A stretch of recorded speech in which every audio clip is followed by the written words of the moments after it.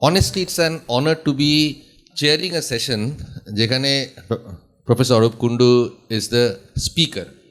আমার এখনো মনে আছে, I think almost every one of us, obviously I'll be speaking for myself, it was in 1994-5 যখন আমরা Professor কুন্ডুকে ফার্স্ট টাইম পেয়েছিলাম on the ward.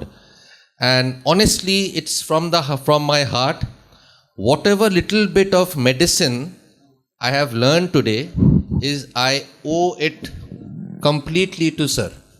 So it's an honor, sir, যে আপনার সেশনে আমাকে চেয়ার করতে দেওয়া হয়. Thank you, sir. I am also Please. privileged.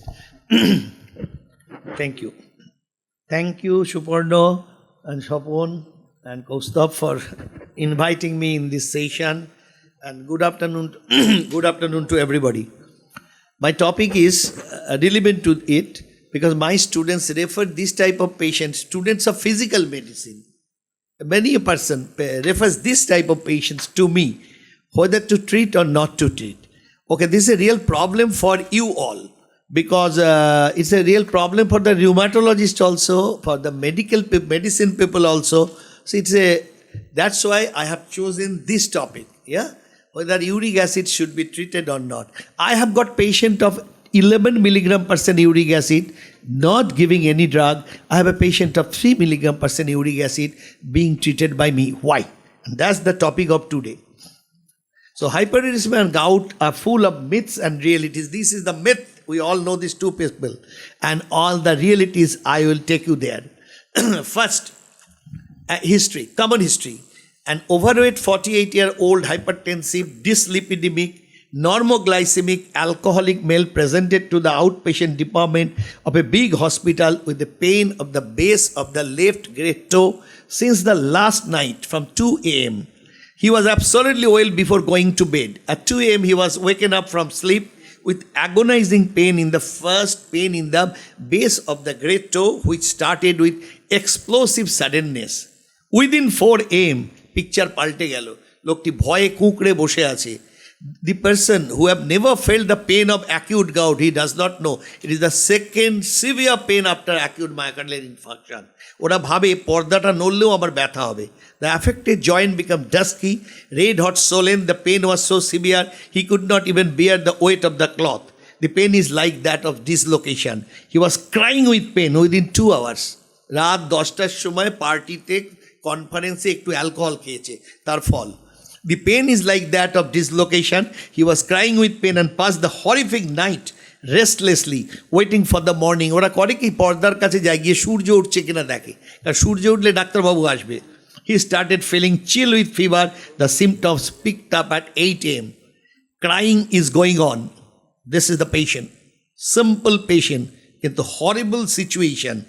So, or past or personal history, common history. He disclosed he was on amlodipine, blood pressure, hydrochlorothiazide, atorvastatin and low dose aspirin. Last line, he consumed beer in a party. He had no history of trauma, sepsis, surgery. No history of any suggestive of joint pain in the recent past. Family history, babar AMI হয়েছিল, myocardial infarction. No presentation of gout. This is the classical presentation of gout. This uric acid should be treated.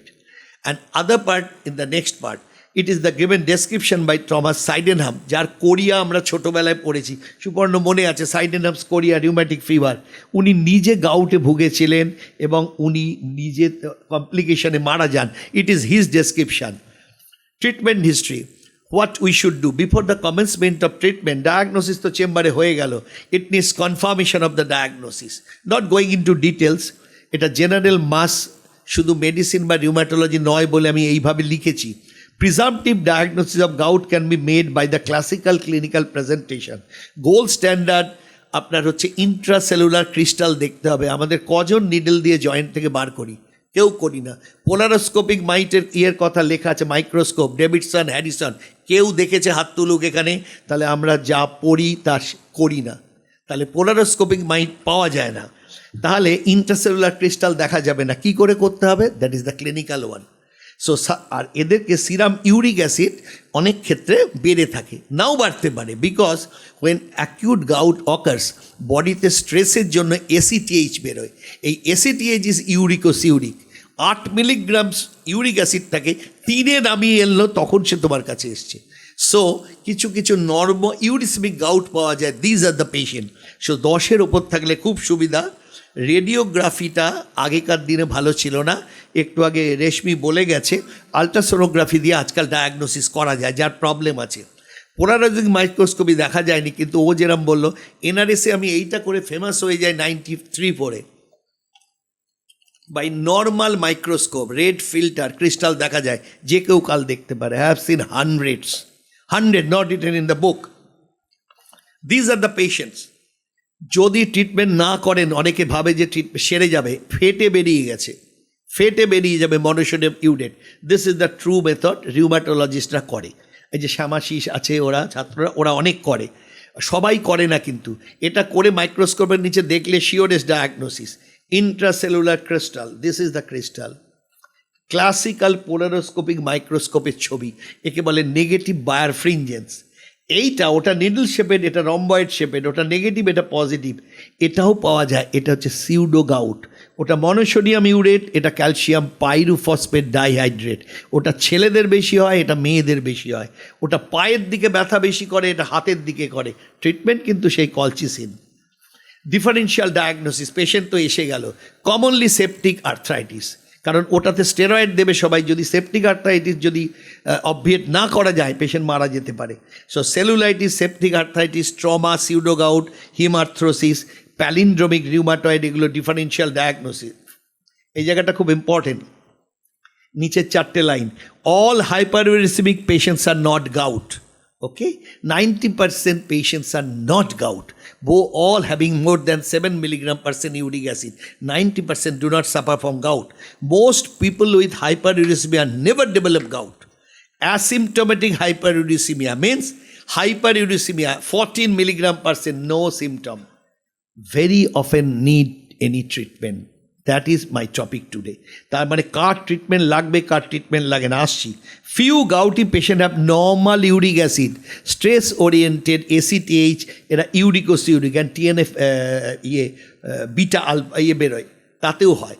এইগুলো crystal arthropathy. আমরা জানি যে crystal মানে শুধু gout না, এইগুলো common for the post graduate students. Monosodium urate, calcium pyrophosphate, that is pseudogout, basic calcium phosphate, hydroxyapatite, cholesterol crystal. Why gout is rampant all over the world? All the causes are written here. Just see 1 or 2. আমার নিজের মনে হয়েছে alcohol খাওয়াটা একটা কারণ, anti hypertensive diabetic দেওয়াটা একটা কারণ, আর অর্গান ট্রান্সপ্ল্যান্টেশনের ওষুধ দেওয়াটা একটা কারণ। আমাদের দেশে অত অর্গান ট্রান্সপ্ল্যান্ট হয় না, ট্যাক্রোলিমা, সাইক্লোস্পোরিনে এরা হিউজলি উঠিয়ে দেয়। আগে আমরা অনেক গাউট পেতাম পাইরাজিনামাইড ইউজ করতে, এখন টিউবারকুলোসিস কমে গেছে, সেই জন্য আর দেখতে পাই না খুব একটা। আর মেটাবলিক সিনড্রোম, যত মোটা হবে তার তত অ্যাসিমটোমেটিক হাইপারইউরিসেমিয়া হবে। আমার কাছে পেশেন্ট এসছে, একটি মোটা মানুষ, কেউ কিছু মনে করবেন না, 23 uric acid, no pain in the body, 23। তার আগেই আমি পেশেন্ট দেখেছি 8 mg/% ব্যথায় কাঁদছে। এইটাই গাউট। তার মানে গাউট ডায়াগনোসিস করতে হলে don't chase uric acid level, just আপনার logistic brain, watchful eyes, tactful fingers, alert ears, এই রাখলেই গাউট ক্লিনিক্যালি ডায়াগনোসিস হয়ে যাবে। গাউটের বেসিক স্টেজ হচ্ছে 4টে। Asymptomatic, no symptom, uric acid high. Acute arthritis which has to be treated. Intercritical gout means ক্রনিকে যাওয়ার আগে কয়েকটা দিন আমি খুব ভালো আছি, দেন আমি ভালো নেই, কারণ আপনি ট্রিটমেন্ট জানেন না। I landed into chronic gout. Chronic gout কাদের হয়? Because of us. আমরা ভাবি আমরা খুব পণ্ডিত, কিচ্ছু জানি না। তার জন্য পরের ছবিগুলো দেখলে বোঝা যাবে যে পেশেন্ট তৈরি করেনি, আমরা করেছি। Our dearth of knowledge. Acute গাউটের বেসিক ট্রিটমেন্টে আমি যাচ্ছি না। NSAID বইয়ে লেখা আছে, ইন্ডোমেথাসিন নো, যে কোনো NSAID দিলেই হয়। স্টাডিগুলো ইন্ডোমেথাসিন দিয়ে হয়েছিল। আর যদি ডায়াগনোসিস শিওর করতে পারেন, give colchicine, still now the drug of choice. Colchicine পাওয়া যায় না সব সময়। নাও গ্লুকোকর্টিকয়েড দেওয়া হবে যদি সেপটিক আর্থ্রাইটিস না মনে হয়। আর IL-1 ইনহিবিটার, ওই যে বললো ক্যানাকিনুবাব, একটু আগে ক্ষেত্ররা বলছিল, আগে দেওয়া হতো অ্যানাকিনরা, তারপরে অনেক কিছু দেওয়া হয়েছে, কিন্তু এগুলোর পয়সা আমাদের নেই। নাও 2 or 3 theoretical points. The choice among the colchicine, এনসেড or steroid. আমরা স্টেরয়েড দিই অনেক সময় যেই সেপটিক আর্থাইটিস বাদ দিয়ে দিই, খুব ভালো রেসপন্স হয়। দ্যাট কারণ পেশেন্ট বলেছে আমার পেটে ব্যথা হয়, আমি NSAID খেতে পারি না, দেবোটা কি? দিতে তো হবে একটা। The time of initiation of treatment is more important than the choice of drug. Generally, NSAID are preferred when the diagnosis is confirmed. এটা কিন্তু এই হলের সবার জন্য বলছি আমি। Whereas colchicine is used when one is not totally sure about the diagnosis of acute gout. এটা যাচ্ছি না আমি, এইগুলো তার মেকানিজম। সাইটোকাইন বেরোলো, তারপরে ঢেকে গেল, ওষুধ দেওয়া হলো, কোটিং হলো, চলে গেল। দ্য ইন্ডেক্স কেস, এবার চলে এলাম। Reduction of specific risk factor কমাতে হবে, সেই লাইফস্টাইল। অ্যালকোহল খেতে পারবে না, দেওয়া হবে মাঝে মাঝে একটু ভদকা খেতে দেওয়া হবে, কারণ অ্যালকোহলেরও রেঞ্জ আছে। আবার সব আমাকে জিজ্ঞাসা করে সবাই, কোনটা খাওয়া যাবে স্যার? লো ডোজ আছে, আর বিষই কিন্তু খাওয়া যায়। লো ডোজ অ্যাসপিরিন বইয়ে আজও ডেভিডসনের লেখা আছে, করলে প্রেসিপিটেট করে। হাইড্রোক্লোরথায়াজাইড গাউট বেরোয়, এ খাচ্ছিল। should be looked into. The patient should be educated with the lifestyle modification. আজকাল বলা হচ্ছে একবার যদি ইউরিক অ্যাসিড বাড়ে ট্রিটমেন্ট দিও না। Why? This drugs will be continued life long. মনে রাখতে হবে লাইফ লং, কমে গেছে বলে বন্ধ করা যায় না। Anti obesity drug, anti hypertensive, anti diabetic, anti thyroid, anti gout, you can never stop. আপনার হুইমসে কমা যাবে না। পেশেন্ট এসে বলে স্যার আমার কমে গেছে, স্যার একটা জাইলোরিক কমিয়ে দেবো। ডাক্তারবাবু ভাবছে পেশেন্ট চলে দে একটা কমিয়ে দে। ইটস নট লাইক দ্যাট, কখনোই হতে পারে না। সে কী নিয়ে আসে আমি দেখাচ্ছি, সেইগুলোই আসে, ল্যান্ড করে এই বুড়ো মানুষগুলোর কাছে। সো সেই প্রথম ইয়েতে আজকাল ট্রিটমেন্ট না শুরু করে সেকেন্ড থার্ড অ্যাটাকে দেওয়া হয়, কারণ এত কস্টলি একটা ডগ লাইফ লং চলবে। What is your mode? You have to give treatment in such a way that uric acid level goes below 6 mg/%. And to keep it below 6 mg/%, your dose of the drug will be determined. আমার যদি দুটো অ্যালোপুরিনল খেয়ে 6-এর নিচে থাকে, আমি সেটাই আমার dose. আমরা পলিসাইথিমিয়া পেশেন্টে 18টা জাইলোরিক দিয়েছি, 1800 মিলিগ্রাম NRS আমি দিয়েছি। ওরা যখন ছাত্র, বইয়ে তাই লেখা আছে। মনে রাখতে হবে জাইলোরিক মানে অ্যালোপুরিনল দেওয়া হলে, এটা আমার বলার কথা নয়, টাইম হয়তো পেরিয়ে যাবে। অ্যালোপুরিনল যারা দেয়, এখন তো ফার্মাসিউটিক্যালের বুস্টিংয়ের জন্য সবাই ফেবুক্সোস্ট্যাট দেয়। হ্যারিসনের last edition, last line, still now allopurinol is the drug of choice, not the febuxostat. Is not my line. Renal failure হয়েছে, তাতেও allopurinol is the drug of choice with low dose. এটা হ্যারিসনের line, যে কেউ গিয়ে দেখতে পারে, সব বইয়ে লেখা আছে। ফার্মাসিউটিক্যাল বুস্টিংয়ে আমরা ফেবুক্সোস্ট্যাট দিচ্ছি। অ্যালোপুরিনল দিতে হলে ওয়ান্স এ ডেইলি ডোজ দিতে হবে, কারণ it is converted in our body in oxipurinol. Oxipurinol has got 36 hour half life. ও কিন্তু স্টিভেন জনসন সিনড্রোম করে দেবে। আমি যা স্টিভেন জনসন দেখেছি, 3-4টে সব NRS-এ 4 জনই মারা গেছে, একটাকেও বাঁচাতে পারা যায়নি। টক্সিক এপিডার্মাল নেক্রোলাইসিস অ্যালোপুরিনলে যখন হয়, ইট ইজ ডেঞ্জারাস। একটা ওয়ার্নিং দিয়ে রাখি, এটা ইউজুয়ালি হয় 18 থেকে 19 দিনে। ওষুধ খাওয়ার পরের দিন সালফারের মতো হয় না, 18, 17, 19 দিনের মাথায় হয়। 18 থেকে 21 দিনের সবচেয়ে খারাপ অবস্থায় থাকে। সো গোল অফ থেরাপি হচ্ছে বিলো 6। অ্যালোপুরিনল দিতে হলে once a daily dose after breakfast.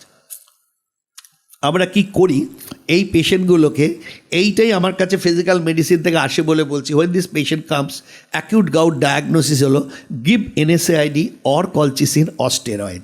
এবার ওর কমে যাবে, যেই কমে যাবে প্রথম দিন থেকে you can't give urate lowering therapy like febuxostat আর অ্যালোপুরিনল। দিলে গন্ডগোল হবে, সব জায়গায় শেডিং হয়ে যাবে uric acid.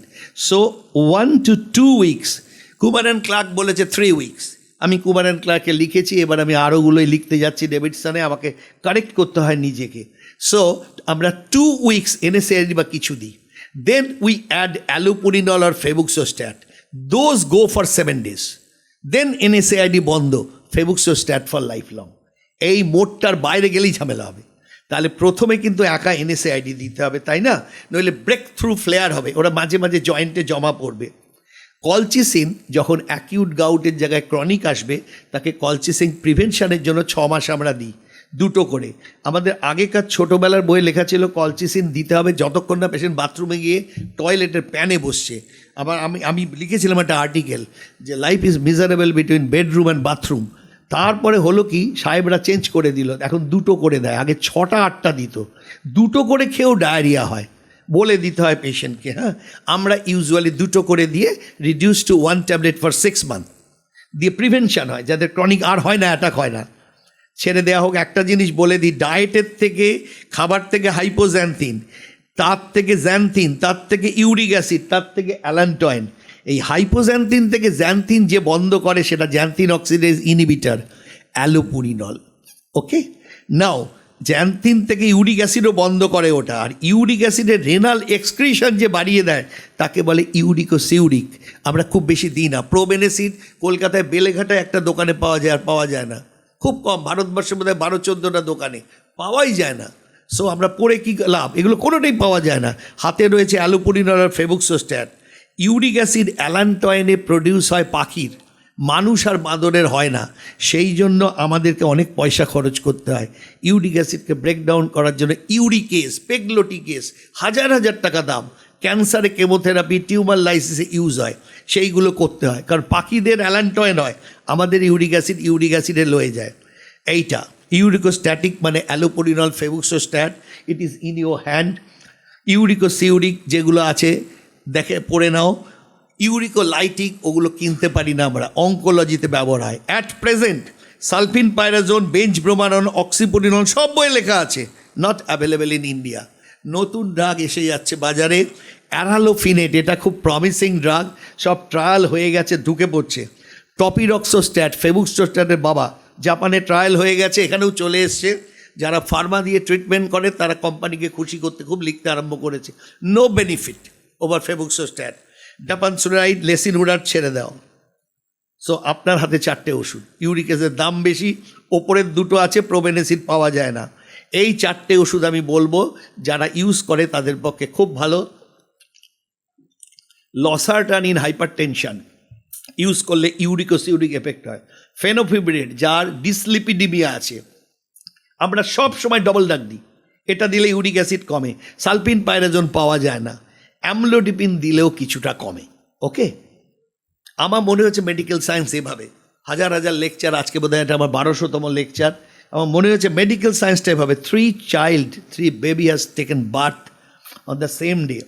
You do not know কে অ্যাকিউট গাউট নিয়ে প্রেজেন্ট করবে, who will be the beauty, nobody knows, who will be the demon, কার অ্যাসিমটোমেটিক হাইপারউরেসিমিয়া হবে, আর who will be the dacoit, who will be nobody knows, তার chronic gout হবে, আমরা কেউ জানি না। মেডিকেল সায়েন্স আমাদের শিখিয়ে দেয়। এইবার হলো আমরা কি কি খাবার খাবো না। যত অসুখ আছে রিউমাটোলজিতে, খাবারের সঙ্গে সম্বন্ধ বোধে এটাই সবচেয়ে বেশি। আপনার যদি গাউট হয়, ইট ইজ এ গ্যারান্টি, বউ কাল থেকে রান্নাঘরে ঢুকতে দেবে না, গ্যারান্টি, বউই ইউটিউব পরে বলে দেবে তুমি এটা খাবে না, আপনার অর্ধেক হয়ে যাবেন। অথচ আজকের পিকচারটা আলাদা, এইটা তার সামারি। এজল প্র্যাকটিস, আমাদের জল বেশি খেতে হবে, avoidance of calorie and cholesterol, dietary consideration plays a minor role. High protein diet খেতে নেই, ডেভিডসনে পড়েছিলাম 1978, পাল্টে গেল। High protein diet are associated with increased urinary uric acid excretion. ওরা করে কি, প্রোটিনের সঙ্গে ইউরিক অ্যাসিড জল নিয়ে বেরিয়ে যায়, বন্ধ করতে হবে না। Purine rich vegetables may not affect serum uric acid, এটা কিন্তু আমার লেখা নয়, এই লাইনটা কুমার অ্যান্ড ক্লার্কের লাইন। Moreover current therapeutic agents are very potent and efficient. নিজের চেম্বারে আজও কিছু ডাক্তার প্যাম্পলেট করে, দানাযুক্ত খাবার খাবেন না, যেদিন কনজিউমার ফোরাম টেনে নিয়ে যাবে সেদিন লেখা বন্ধ হয়ে যাবে, এ লেখার দিন চলে গেছে। This is the one slide picture for everybody. Try to avoid red meat মানে গরুও হতে পারে, ভেড়াও হতে পারে, পাঁঠাও হতে পারে, চিকেন অ্যালাউড। সি ফিশ, আমাদের এক স্যার দিল্লিতে থাকেন বিখ্যাত, উনি বলেছেন বাঙালিদের ম্যাক্সিমাম আমি দেখেছি পমফ্রেট মাছ খেয়ে। He told me this. সে না আমার পেশেন্টদের বলে, আমাকে পেশেন্টরা বলে ইলিশ মাছ বছরে 2000 টাকা করে খান তো, 6 বছরে একটা, ও খেলে কিচ্ছু হবে না। Alcohol very important. অ্যালকোহলের মধ্যে নটোরিয়াস ইজ বিয়ার। বিয়ার করে কি, ইউরিক অ্যাসিড প্রোডাকশন বাড়ায়, এক্সক্রিশন কমিয়ে দেয়, সেই জন্য বিয়ার খেলে এদের সবচেয়ে বেশি হয়। বাট একটু আশা আছে, ভদকাতে একটু কম হয়, ওয়াইনে একটু কম হয়, একটু আশার বাণী। Fructose, the epidemic of obesity in USA, সমস্ত বন্ধ করতে হবে। আইসক্রিম বা ফ্রুক্টোজ খেলে বাড়ে, কমে কিসে, dairy product. The renowned study of professor চৈ ফ্রম বোস্টন, সেই জন্য সব পেশেন্টকে দুধ বা পনির খেতে বলা হচ্ছে, বলবই আমরা, এটা কিন্তু বছর 8-10 এসছে। ভিটামিন সি একটা করে খেলেই হয়, 4-5 কাপ কফি, এসব বলতে হবে না। আর এইবার এই লাইনটা সবচেয়ে ইম্পর্টেন্ট ফর দ্য হল। রিসেন্ট অ্যাডভান্সেস ইনক্রিজ রিস্ক, যেটা বলা হলো, ডিক্রিজড অন নো রিস্ক, দেখুন তো কী কী লেখা আছে, carrot, mushroom, peas, beans, lentil, spinach. কাল অবধি আমি দেখেছি আমার চেম্বারে এসছে, স্যার স্পিনাক খাবেন না, কি বেরিয়ে গেছে দেখুন। নো রিস্ক, কমে যায় ইউরিক অ্যাসিড, যদি সায়েন্সে কেউ বিশ্বাস করে this is the phenomenon. So কিচ্ছু বলা যাবে না। সো কিছুটা টমেটোতে হয়, টমেটো একটা অন্য ব্যাপার আছে, not because of high uric acid, ওটাতে ইউরিক অ্যাসিডের অন্য একটা মেকানিজম। বাদ বাকি ওই 3টে জিনিস, red meat, seafood and alcohol. আমার মনে আছে একটি পেশেন্ট আমার কাছে আবুধাবি থেকে এসছে, আমি তাকে বলেছি জীবনে কোনো দিন পাঁঠার মাংস খাবেন না, অমুক খাবেন না। 1 মাস বাদে আমাকে ফোন করেছেন, স্যার আমার অসুখ স্যার ডবল বেড়ে গেছে, আমি নিজেও বুঝতে পারছি না কী করে। আমি কোত্থেকে বলছেন, বললো ওখান থেকে। হ্যালো, আপনাকে যা ওষুধ দিয়েছি, বললো সব খাচ্ছি স্যার, ইন্ডিয়া থেকে নিয়ে গেছি। হ্যালো, খাবারে বললো আপনি যা যা নিষেধ করেছেন তাই আমি পাঁঠার মাংস খাই না, কিন্তু গরুর মাংস খাই। এই ভুলটা আমি করেছিলাম, যা এটা আমি গল্প লিখেছি, যেন কেউ ভুল না করে, সেই জন্য ওটা স্পেসিফিক না বলে রেড মিট বলে দেওয়াটা সবচেয়ে ভালো। রেড মিট, ইয়েলো মিট নয়। সো এইবার লাস্ট পার্ট, অ্যাসিমটোমেটিক হাইপারএসিমিয়া, 4 আর 5টা slide. Uric acid high, no symptom, কী করবেন? সবাই স্বাভাবিক, এই জায়গাটা বন্ধ করতে হবে। Specific urate lowering drugs are not recommended, first line. আপনার 12 হোক 13 হোক, সেগুলো দেখা যাবে। তার মানে try to determine the cause, address contributing factor, রোগা হও, হাইপার টেনশন, অ্যালকোহলিজম, হাইপারলিপিডিমিয়া কমাও, rethink over the dietary issue, ওই 3টে। Consider that medical drugs, losartan for hypertension, গাউটের ওষুধ দেওয়া হচ্ছে না কিন্তু, ফেনোফিব্রিন অ্যান্ড সালফিন পাইরাজোন। সো কখন আমরা অ্যাসিমটোমেটিককে ওষুধ দেবো? যদি তার কেমোথেরাপি, রেডিওথেরাপি থাকে, কারণ তার সেল ভেঙে যাবে, তাকে দিতে হবে। সে যদি এসে বলে আমার বাবার হয়েছিল, আমার কাছে একটু আগে বলেছি বাবার EMI হয়েছিল, মায়োকার্ডিয়াল ইনফাকশান, এখন এটা জড়িয়ে গেছে ইউরিক অ্যাসিড মায়োকার্ডিয়াল ইনফাকশানের সঙ্গে, মানে ইসচেমিক হার্ট ডিজিজ। এটা যেন, এটা সব বইয়ে এসে গেছে, কিন্তু মায়োকার্ডিয়াল ইনফাকশানের মধ্যে hyperuricemia. So what do you stand? High uric acid for the whole, global phenomenon. যদি কারোর 12-র বেশি থাকে ইউরিক অ্যাসিড কিন্তু কোনো সিমটম নেই, মেয়েদের যদি 10, ছেলেদের 12, you have to start treatment. তাহলে এই একটি জায়গায় নিতে পারে। জাপান আরও প্রোগ্রেসিভ, তারা করেছে কি, জাপানি ক্রাইটেরিয়া, তারা বলেছে 8-এর ওপরে গেলেই, সিমটম না থাকলেও দেবো, আবার সিমটম থাকলে দেবো, like hypertension, kidney disease. 9-এর উপরে গেলে দেবো যদি সিমটম না থাকে। এগুলো করা হচ্ছে গাউট আর কিডনি ডিজিজকে ইয়ে করতে। দে আর ক্যাচিং দেম ইয়াং, যেরকমভাবে ডায়াবেটিসের লেভেল কমে। একটা কথা মনে রাখতে হবে, ভারতবর্ষে কিন্তু আমরা অ্যাসিমটম যাদের ইউরিক অ্যাসিড 8-এ দিই না, 12 ছেলে 10 মেয়ে। So the index case described, আমি একটি কথাই বলে দিই, লো ডোজ অ্যাসপিরিন মানে 75 মিলিগ্রাম অ্যাসপিরিন কিছু করে না। কাউর যদি গাউট হয়, একটু বয়স হয়ে যাচ্ছে, সবাই বড় হচ্ছে, কেউ অ্যাসপিরিন খাচ্ছে, অ্যাসপিরিন বন্ধ করতে নেই। লো ডোজ অ্যাসপিরিন মিনস বইয়ে যা আছে ঠিক নেই, এটা ডিটারমাইন হয়েছে 325 মিলিগ্রাম অ্যাসপিরিন, 75 মিলিগ্রামের কিছু করার ক্ষমতা নেই। তাহলে ফলো আপ ভিজিট হবে 1 মান্থে, মনিটর করতে হবে 1 to 3 মান্থ, অ্যান্ড 6 থেকে 12 মাসে একবার দেখতে হবে।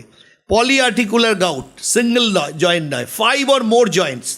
সো এগুলো আমরা খুব দেখি, টফাসিয়াস গাউট, ক্রনিক গাউট। মেয়েদের মেনোপজের পরে বেশি হয়, কারণ ইস্ট্রোজেন ইজ ইউরিক। কোনো মেয়ের 45 বছরের নিচে গাউট হয় না। আমি অনেস্টলি বলছি, আমি গাউট দেখেছি, আজও একটি মেয়ের গাউট দেখিনি যার 45-এর নিচে।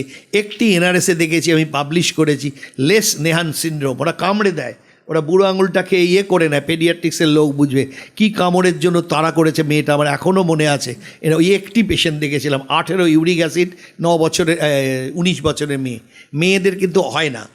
মেনোপজের পরই লেভেলটা সমান হয়ে যায়, ইস্ট্রোজেন চলে গেছে, মেল ফিমেল রেশিও সমান হয়ে যায়, লিমিট।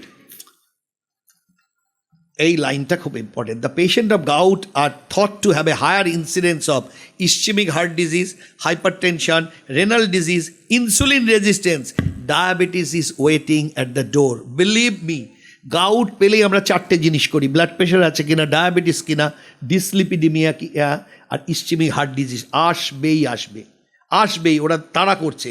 অ্যান্ড ট্রাইগ্লিসারাইড বেশি। গাউটের প্রথমে 75% বুড়ো আঙুলে হয়, বুড়ো আঙুল নাও হতে পারে। একটি কথা বলে দিই, গাউট লাস্টের লাইনটা shoulder, hips, spine, sacroiliac joint, sternoclavicular joint, temporomandibular joint ধরে না, এলেই রিউমাটয়েড ভাবতে হবে। এইটাই ক্লিনিক্যাল মেডিসিন। সবাই ইউরিক অ্যাসিড নিয়ে আসবে না। Low back pain with high uric acid কখনো হয় না, ইউরিক অ্যাসিডের জন্য হয় না। সবচেয়ে বুড়ো আঙুলে গোড়ায় ব্যথার কমনেস্ট কারণ আমি পরীক্ষায় যে কতবার দিয়েছি এমডিতে, the osteoarthritis, not gout. So আমাদের বুড়ো আঙুলটা বেঁকা, হ্যালাক্স ভালগাস, ওতে আরও বেঁকে অস্টিও আর্থ্রাইটিস হলো। These are the causes of pain in the base of the great toe. So the index case is stamped as gout. These are the patients of arthritis with serum uric acid high.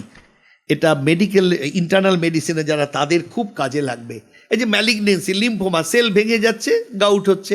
Chronic gout কে তৈরি করেছে? আমরা কিছুই জানি না। Treatment পেশেন্টের এইখানে হয়ে গেল। It is not olecranon bursa, it is a gouty tophi. This patient was admitted to me in Arjikar Medical College. I could not diagnose it.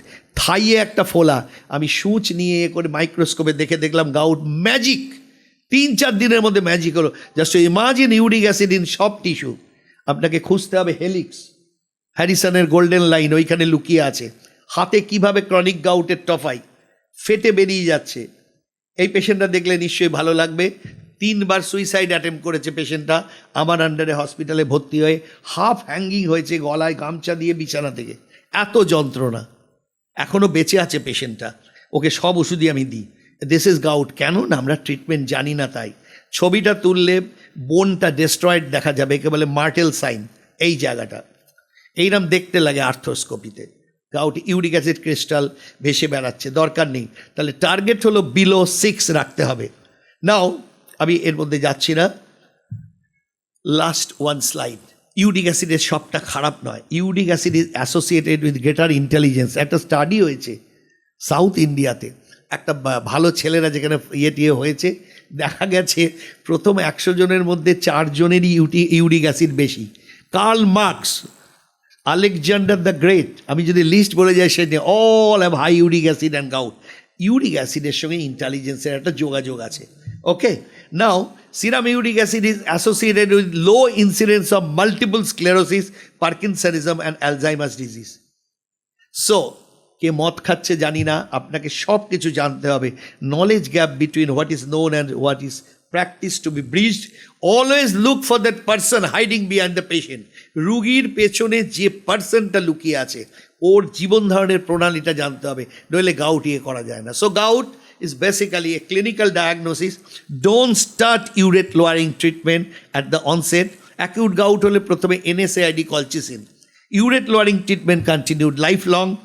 Don't treat asymptomatic hyperuricemia. Try to keep uric acid level below 6.